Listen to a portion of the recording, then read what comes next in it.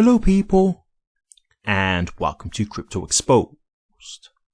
Pundit says triple digit XRP by year end was the most stupid call to make. Okay guys, let's get into it. Okay, so it seems like the influencers are at war, which is really interesting to see. So I just wanted to get into this. So obviously, as we all know, Jake Claver made a prediction about XRP, got it completely wrong. He's now moving the goalpost and saying it's going to happen by the end of 2026, but let's not get into that. That's a separate topic. And so we've actually found here two influencers who've basically called Jake out on this, which I think is interesting. So I'll tell you why as we get into it. So who's the first person we've got here who said that a triple digit XRP by the year end was the most stupid call to make? That is Crypto Mason. So someone who I've covered in the past. And I've got another one here. It's sad to see Jake Claver still misleading people with the $100 XRP call before year end. And who's that in regards to? Rector. So we've got Zach and we have Crypto Mason, both basically calling out Jake Claver for his unrealistic claims. Now, the thing that I will say is, do you know what the pattern is between these three people? Zach, Mason, and Jake? They've all made unrealistic claims. So it's quite funny to see this because, you know, at the end of the 2025, like I did cover this as well, it wasn't just Jake getting called out, it was Zach as well, because he'd made some claims that didn't come true. And so I just find it quite funny to see that, you know, it's kind of getting into this like cannibalizing now, right? Where they're all just eating each other, but they're all kind of doing similar things. And so, look, I think this is the thing here. I don't blame them for calling out Jake because it was wrong. I do just think it's kind of like if you live in a glass house, be careful of throwing stones, you know, that kind of thing. But I think at the end of the day, what it is here, and I've seen this with a few influencers, they get the following by, you know, talking about all the hype and stuff. And then once they've got the following, they eventually start to peter down on the price predictions. So it's like they use the price predictions to get the audience. They talk about all these high numbers. And then once they've got the audience and they've got a solid core base there who are supporting them and whatnot, they'll start to move away from those predictions as time goes on. Because either one, maybe they do believe it at the time. Because look, this is one thing I will say, and I'm going to use an influencer as an example in a minute. I do think that some of these influencers might first get into XRP and just start to believe this stuff. They might really get in and think, oh yeah, $10,000, that sounds, you know, possible for whatever research they've done or whoever they followed and listened to. But then I think either one, they just come in grifting it. They're just like, yep, that's what gets a load of views, so that's what I'm going to talk about. Or two, they start to see over time like, okay, this isn't actually really realistic. And then it's like, okay, I maybe need to move away from this. And, you know, start to change my viewpoint and my stance. Now, the thing for the people who really believe it, I have no fault for them, because if you just came in believing something, then that's just something that you truly believed. And I'll give you an example of this in a moment. So my thing is the people who just came in using the $10,000 stuff and all that, you know, all the bearable guy like the bear and all that stuff and all the pictures and the riddles, they used all that to just make money. Because it all comes down to the ethics of someone, right? Like the morale of what someone's doing. So for me, I think like it's good to see, you know, big influencers like calling this stuff out, because look, I'll be real with you. I'm a very small, if you want to call me an influencer, I prefer the term content creator because I don't really like being called an influencer, but I'm a very small quote influencer unquote myself, right? But I'm not really, you know, I'm not going to make no noise. Not really. Do you know what I mean? But to get the other people, like the bigger people saying stuff, it will help people take note. Now, don't get me wrong, from what I saw, Zach did get it in the neck as well. He did get a bit of grief. So, and this is what I mean. Like, this is why I say to you guys, what you've got to understand here, these influencers at the level that they're at, they have a very core fan base, right? So they will ride for their person, right? So the people who really support Jake will really support Jake, and the people who really support Zach will really support Zach.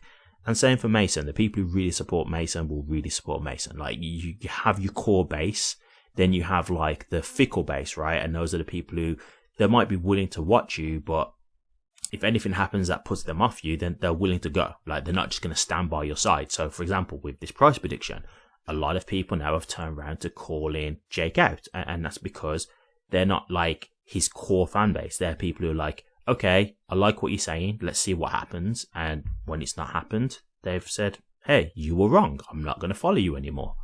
I personally think, in all honesty, being more of a fickle person is the better thing, because when you become a core fan of that person, you're no longer just interested in the actual content in terms of, you know, like what they're saying, and you're kind of more invested in the person.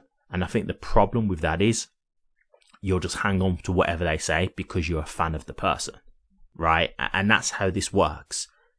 These influencers know how to run a business. Like, I'll be honest with you, I know how to do that stuff, but I just choose not to do it, right? I'm just going to be honest and say stuff because, look, I'll keep it as quick as I can in terms of XRP price.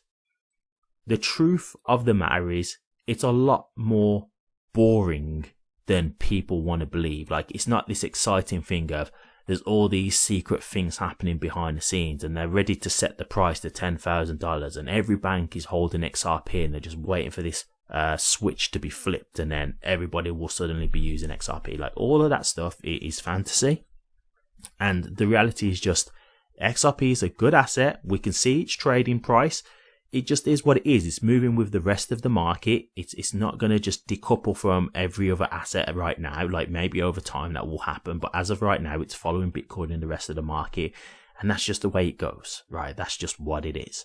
So when I see this, like, I think it's good to show people, like, this is wrong. Like, you know, these kind of bets and, you know, these types of pushing predictions, it's not good. But, you know, like, Zach and Jake have worked together. Like, there's videos on Jake's YouTube channel of them two, you know, doing shorts together and stuff and doing interviews and stuff, like talks, like live streams. So I am happy to see it kind of coming out and seeing it being addressed. But I think it's a thing of, you know, it's funny where these people have been guilty of the same stuff themselves. And now they're kind of trying to come with the holier than now kind of narrative. So I want to give you an example because I'm sure you guys are probably thinking, hey, you know, you're a hater, you're hating on Zach, you're hating on Jake, you're hating on Mason. I've covered these guys positively before. So let me be clear, like, I'm not saying I disagree with everything they say. There's certain things that I've seen by Zach that I've done videos of and I've agreed with. There's been things I disagree with Mason. There's been things I agree with. There's been things I disagree with. And that's just what it is. I want to give you an example just so you can see that this isn't me just trying to always be negative about influencers. And I've covered this before, but there's been a lot more development since I covered it. So an example of an influencer who I think is just genuine, and it showed to me that, like, the original thought process was just genuine belief and not them trying to, you know, build a channel, is Lewis Jackson, right? If you look at Lewis Jackson, when he first come in, a lot of his content was about the XRP stuff. I'm not going to get into this too much because I've said it a few times now, but I'm very aware of Lewis before his channel blew up. He was in the Discord of a popular influencer, and he was taking a lot of that influencer's content. And so I think originally he was following that influencer. He believed the stuff that influencer was saying, and he wanted to build up his own channel. And don't get me wrong, he's admitted himself on his own channel that yes, he was sometimes playing games with like the thumbnails and the titles to try and, you know, build up his channel. So he did admit to that. But I think he did really believe the high price stuff because I know the influencer who he was following. And so if you look at his content today, he's now putting out stuff and he said, look, like, you know, XRP isn't quite the asset in terms of what he originally thought, in terms of, you know, every bank's going to use it and, you know, it's going to go to these high prices of $10,000 and stuff like that. And he's admitted it. He even said, look, I used to be in that camp. I used to believe that stuff, but I've done more research and now, you know, my stance has changed. That's the thing that I respect here. And this is why, you know, when people might see me talking about like Jake or Zach or whoever, like, this isn't that I have any issue with them. It's just calling out the crazy hype, right? And so when I see Lewis, he's a prime example of someone who I can say, that's someone who I respect, because he's someone who, yes, he was pushing all the hype, he was doing all that stuff, but I think he genuinely believed it, and now he's done more of his research and he's got more information. He no longer believes that, but he's pushing it to his audience. And don't get me wrong, he's had a tough time with it. Like, I've seen some of his comments now, and because obviously he used to push that stuff, yeah, he does get attacked in his comments and stuff like that. There's people who are calling him a traitor and whatever. And it's like, I get that is a hard thing to come away from. And I'll be honest with you, his channel's kind of hit in terms of views. He's not getting as much views because he's not pushing the XRP content the way he used to. And for me, that's what I respect, because he's taking the hit. He's willing to take the hit to just push out the truth. And that's what I've been doing from the beginning.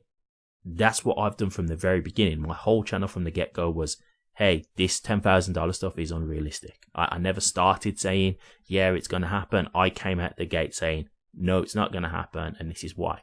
And so this is why I say to you guys, if you want an example of why, you know, talking about this stuff isn't really, you know, it's not really the most beneficial thing to do, just look at my channel, right? Like, I'm a tiny channel. I'm very small, right? So, like, yes, I've had, you know, a little bit of success and whatnot, but I've not had the success to like a Zach Rector or a Jake Claver. And that's because I'm not pushing these huge numbers. Like, this is what people want to hear. They want to hear how XRP is going to make them a multi-millionaire and, you know, a billionaire and that kind of thing. They want that, because who wouldn't want to hear that stuff? Like, that's what everybody would love to hear. So I completely get it. I understand the logic of it. I understand how they build up these followings. But, you know, like, I'll just say it like this, right? The one thing that I will say, because a lot of people say about like Jake and, you know, all these other influencers, like, I don't know if you guys have seen the Liver King, but the Liver King's like a real prime example of someone who built up a huge audience on a lie. And that's what he did. And he managed to build up a huge following off of the back of this lie. He was trying to make out that he wasn't on steroids. He lied. And then when it came out, he still tried to, you know, combat it, still tried to fight the lie. And then when eventually it was too much to ignore, he admitted he lied. And then he tried to switch the narrative of, well, that doesn't take away from my message. It still means that what I'm saying is true. It's just that maybe I've lied and whatever. Like, you know, pushing the goalposts. And this is what influencers do. And so what I'm just trying to show you guys is, like, I know a lot of you guys just think because you're watching videos of these people and you see them day in, day out, that you feel like you know them. But you just got to understand that, like, people will lie in life. People will lie to you. You know, people will lie to make money. People will lie to deceive you. Like, that's just the way some people are, unfortunately. So, like, all I want to say to you guys is just be open. Be open-minded. You know, just be willing to accept that, hey, maybe people are just lying to me. Maybe people are willing to deceive me because it could in some way be beneficial to them financially. Egotistical reasons, you know, like just you guys following these guys, it gives them that ego boost of them thinking, I'm popular, I'm famous. And, you know, I think it's crazy that people look at this YouTube stuff and call themselves famous. But, you know, this is the way these people take it. Like, YouTube means everything to some of these people. Like, they look at themselves as a celebrity because they've got this huge following. So for a lot of these people, like, this is everything to them. It's their bread and butter. It's what makes them money. And it's also what makes them feel important and validated. So I'm just saying that, like, understand that some people are willing to do these things, like deceive you to get that money, to get that validation, to feel that importance. That's all I'm trying to say. So yeah, it's interesting to see, like, all these influencers coming out now and, you know, like, calling out Jake. And as I say, don't get me wrong, I think that's fair, because he you know, he was wrong and he was doubling down. So I'm not going to, like, knock it. I just think it's funny that some of the ones who've said it are people who've pushed unrealistic stuff themselves in the past. So I'm just holding these guys to account because, you know, like, yeah, just know that you guys are in there too. You're kind of in that pot too of, like, pushing unrealistic stuff. But, you know, like I say, you don't know necessarily, like, I've watched Lewis a lot, so I've seen his journey. I can't say I've watched Zach from the beginning. Can't say I've watched Crypto Mason from the beginning. So again, whether these guys were just people who really believed the hype at first. They was also buying into all the hype stuff, and maybe they've just seen the light now and they're moving away from that. Very possible. Very possible. But Zach also made predictions for 2025 that didn't come true also. But look, the one thing I will say is, like, you know, chart analysts and stuff can get things wrong.